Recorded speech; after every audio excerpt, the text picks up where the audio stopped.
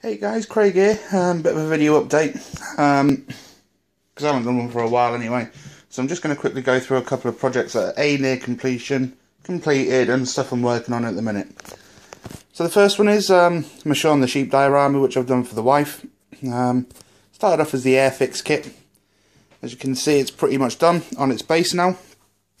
All the electronics are in.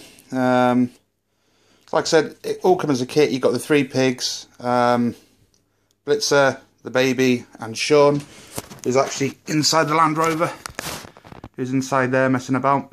Fairly nice kit, to be honest, despite being Airfix. I actually quite enjoyed doing this one. It was different doing sort of like a cartoon rather than real life. So we'll have a look around it. So all the doors and that work, they open and close. The tailgate and everything on it opens and closes. However, when you do, the piggies fall out, but that all moves. The other door opens and that as well.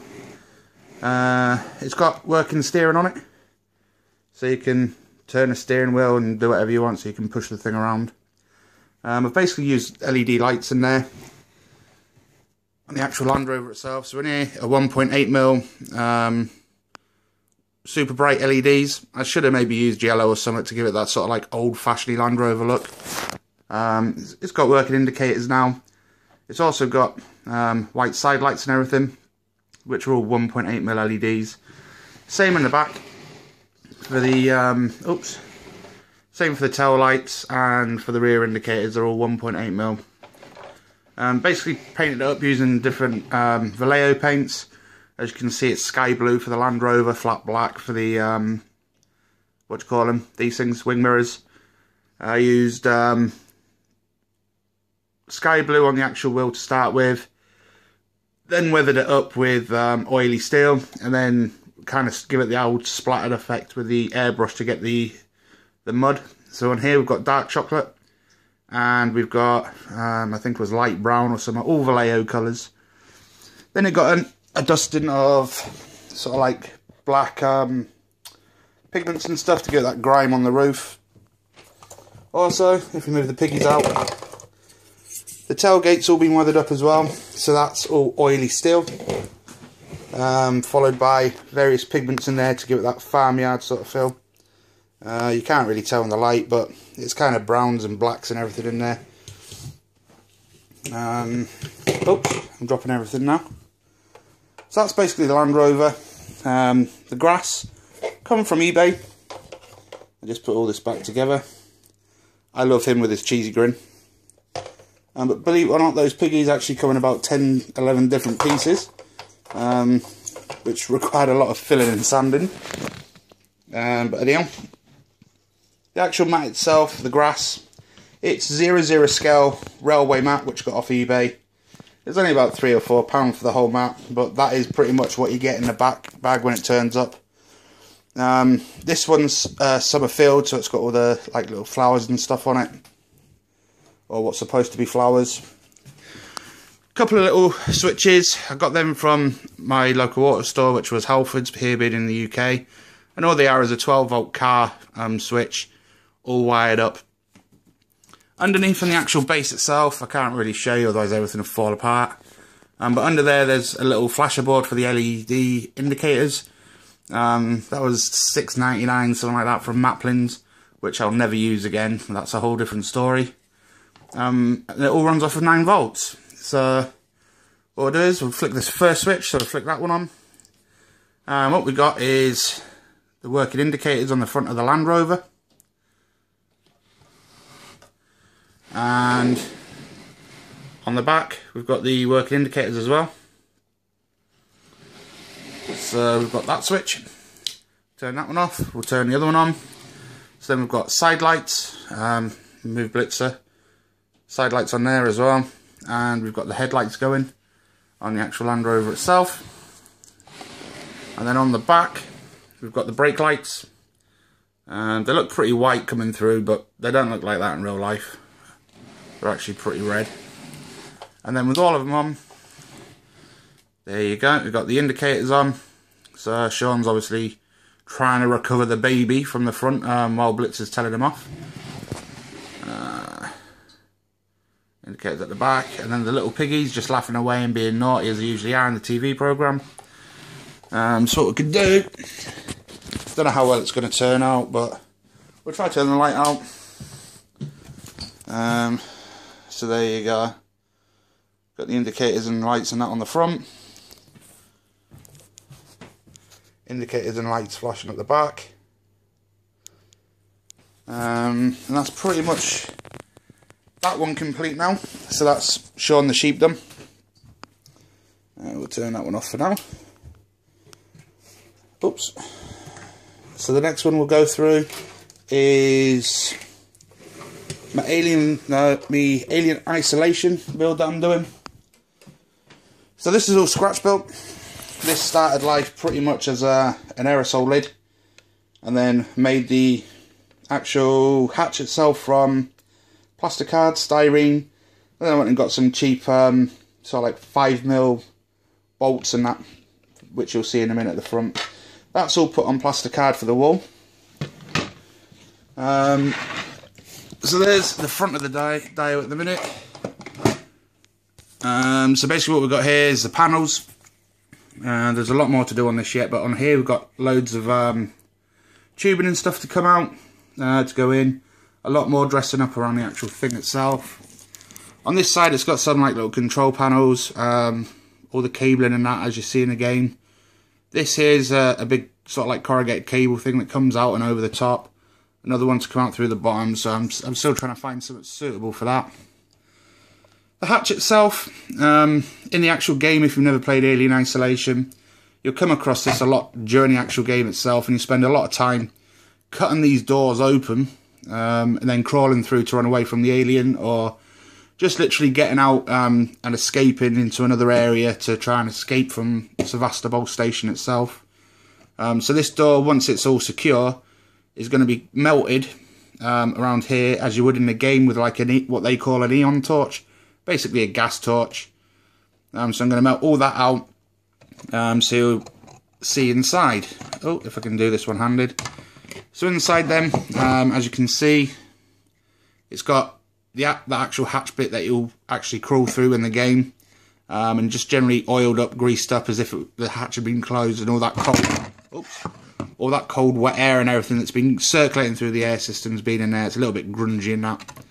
So the idea behind this is, in here, I'm going to get like a Barbie doll or a girly figure of some sort with some boots on. And all you're going to see up back here is the 2 feet and maybe a little bit of the legs disappearing into the hatch. From there, there's going to be the alien stood in front. So it's literally, you just cut through the door, run away through the hatch, trying to escape from it. At the bottom here, I'm going to put a couple of little hoses in, like windscreen washer hose. Attach that to the back of it so you can blow some smoke through it or whatever. Give it that ambience thing. I've got flashy amber beacons and stuff to go in there as well. So it should be quite atmospheric, the same as what the game is.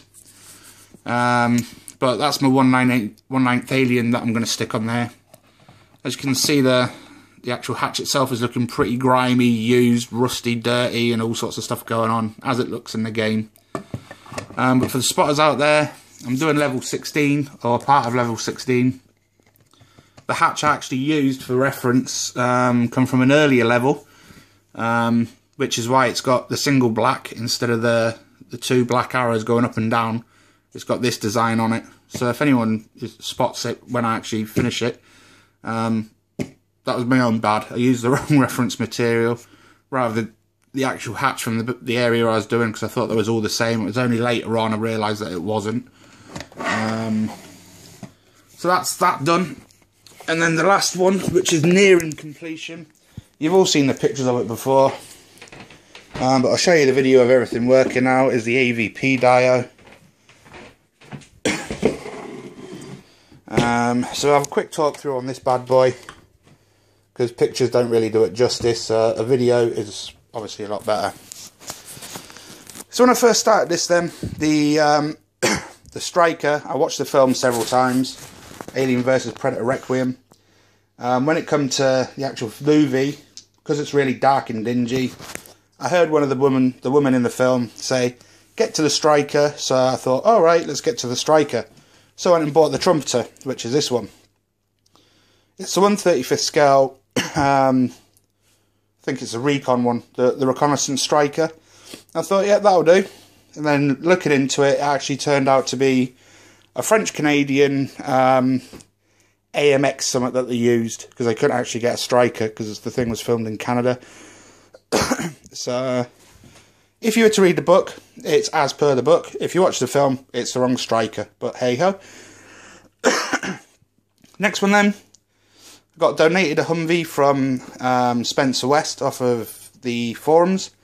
He donated this, I think it was an Academy Humvee. As you can see, that's all weathered up and everything.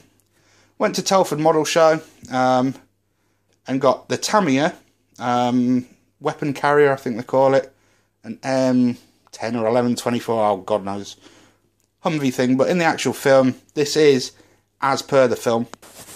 So that's actually parked in front of the striker in the film.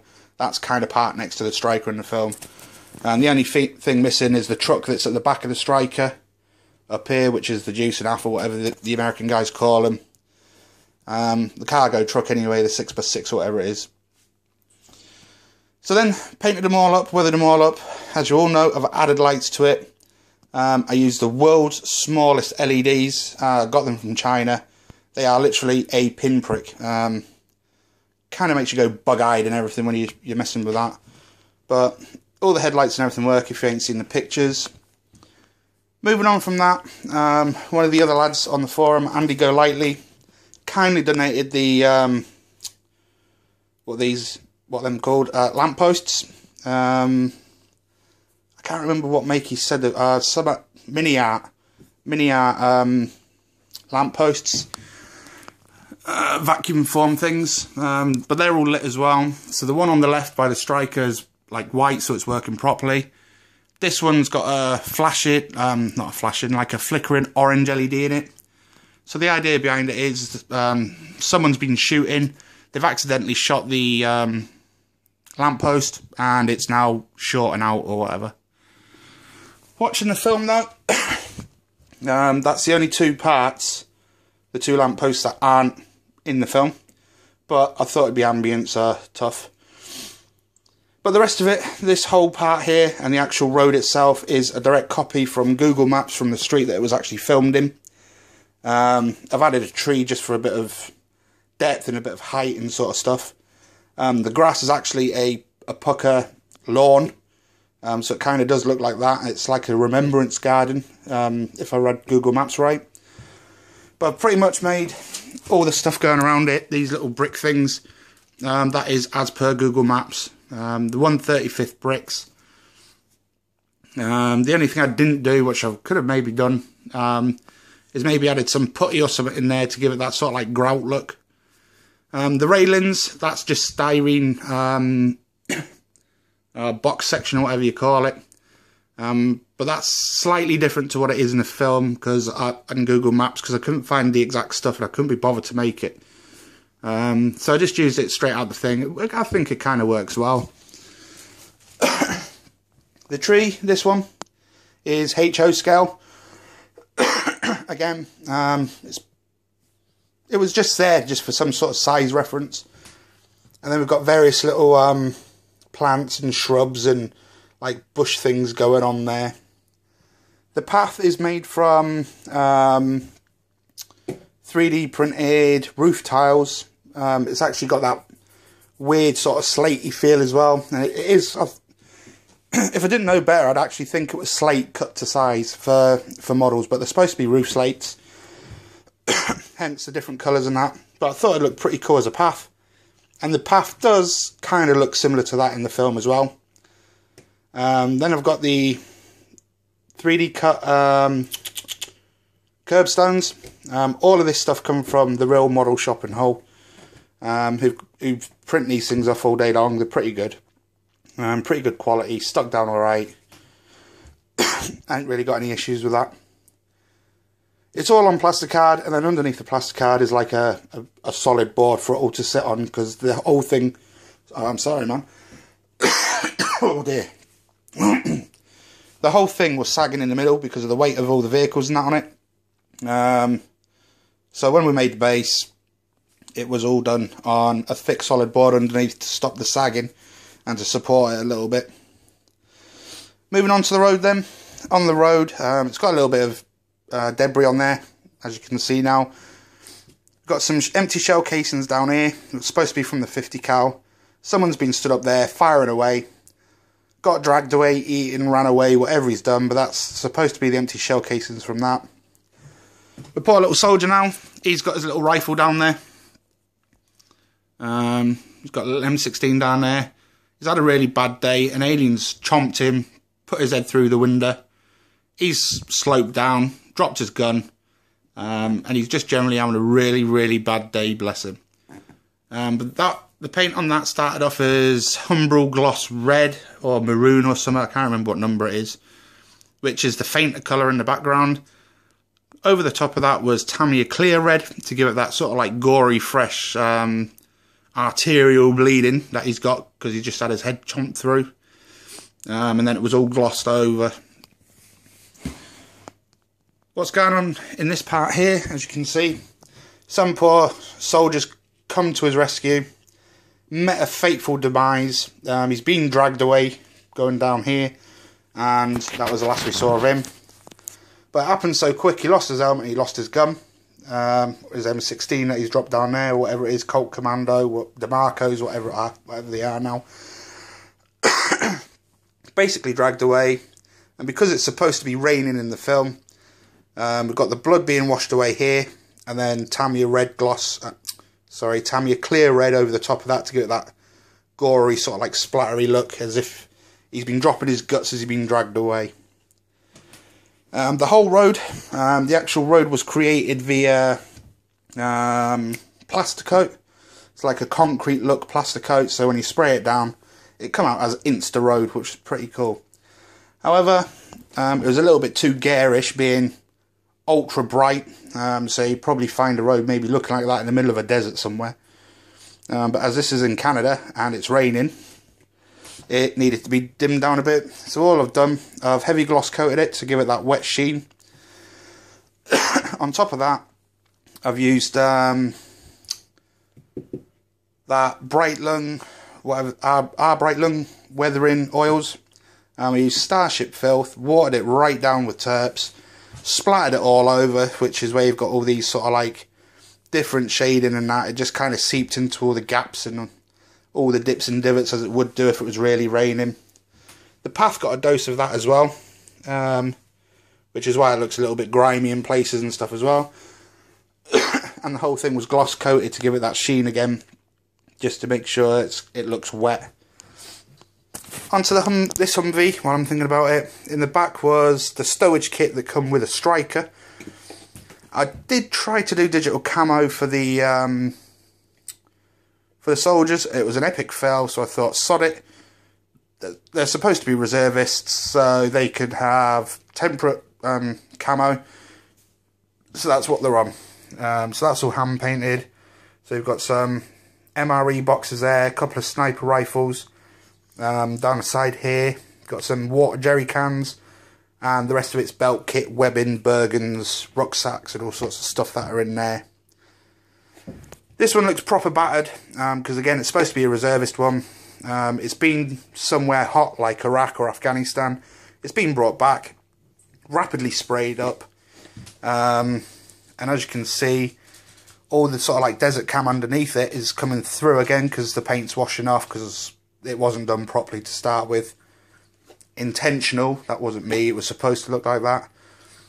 The wooden nat's all weathered up, so it's supposed to look like wet, sort of like benches in the back of there.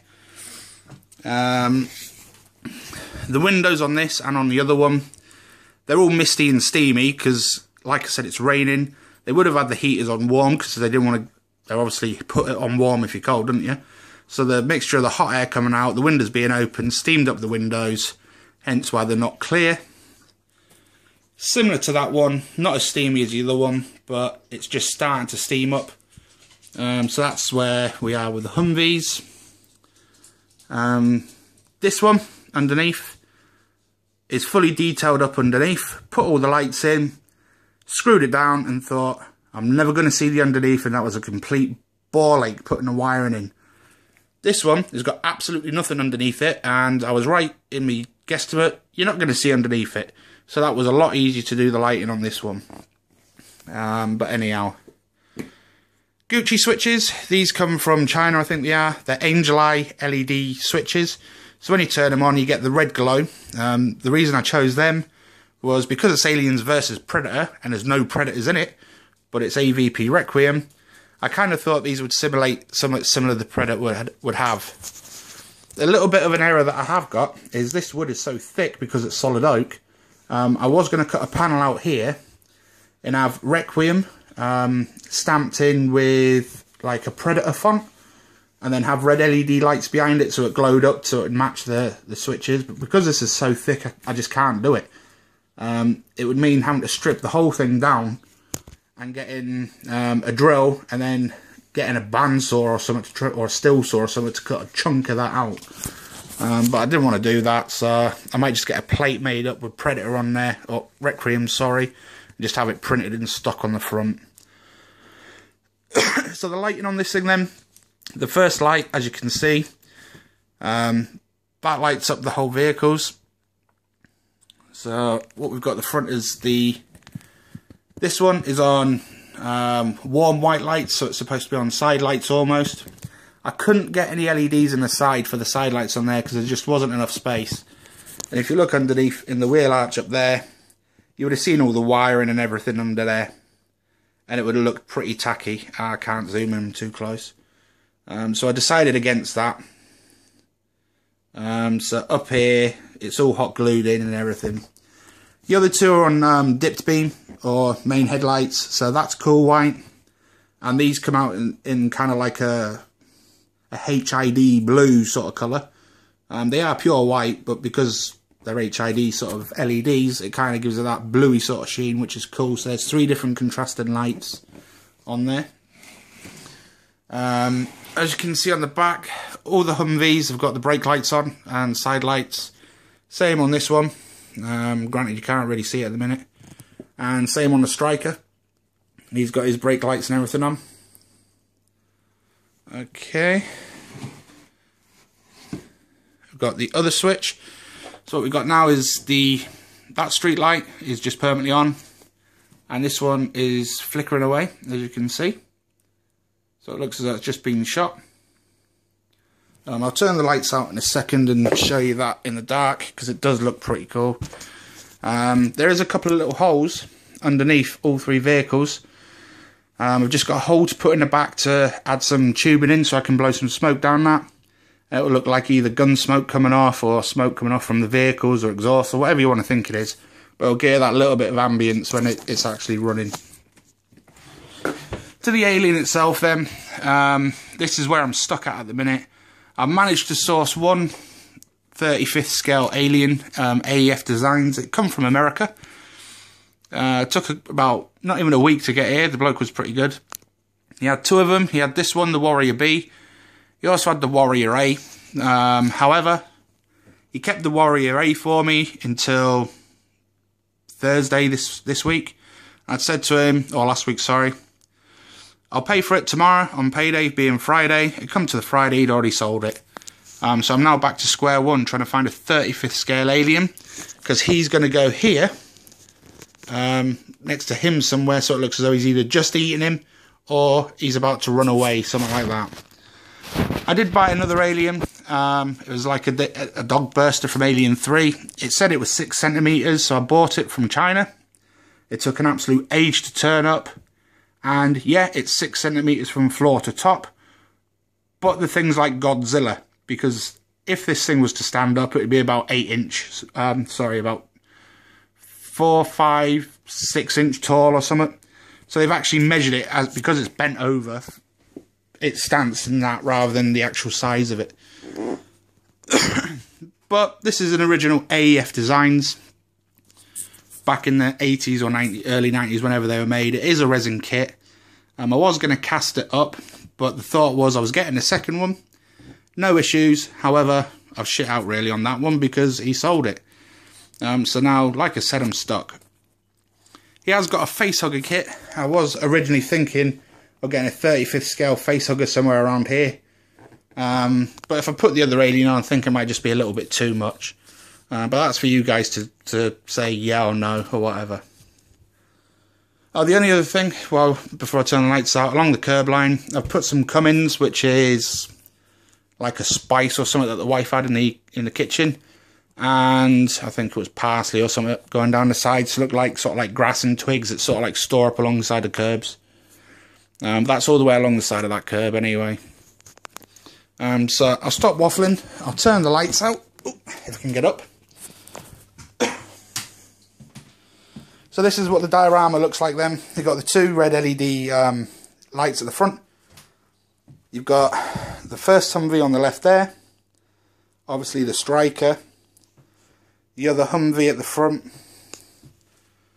From the rear, you've got the brake lights. Brake lights down there somewhere if I can find it. But what's also really cool is the hatch is glowing up, so you can kind of see the interior of the striker in there, as you did in the film. So he's just opened the hatch. He's about to look out to find out what's happening to his guys. The alien's about to grab him and eat him, and he's having a bad day. So there's the flickering street light. You can see it a little bit better if I bend down again. So there's the two street lights actually. So you can see it flickering away there, so that's supposed to simulate that it got shot. I tried to blow some smoke on it. I don't know if the camera's going to pick it up.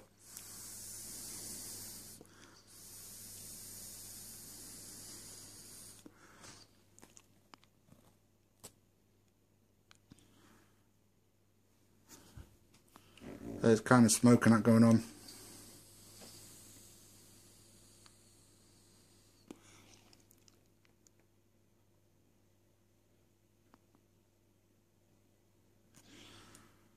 So that's kind of the sort of thing that's going to be going on once the tubes and that are attached. So you kind of get a gist. I don't know if that come out well. That's the old faithful e-cig. But there you go. So it's kind of the dark, dingy, depressing, wet, gory sort of thing that you would see in a film. Particularly as you can see it all reflecting and shining now. So it actually looks like real blood on the floor there. It looks actually wet. He actually looks as though he's having a really bad day. Brass cases everywhere, debris, and just general carnage really. And as per the film, you can't see the alien anyway, so he is there somewhere. He's kind of around there. You can kind of make him out in the dim light of the street light. So yeah, that's pretty much where I'm at with everything I'm building at the minute.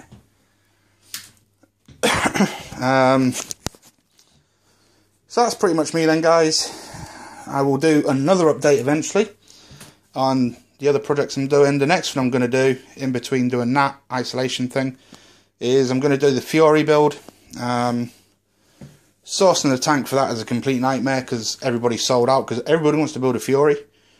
However, I'm going to do the scene out of the film where Fury's just been shot by the tiger and he's coming in the back end and he's about to shoot the tiger in the ass.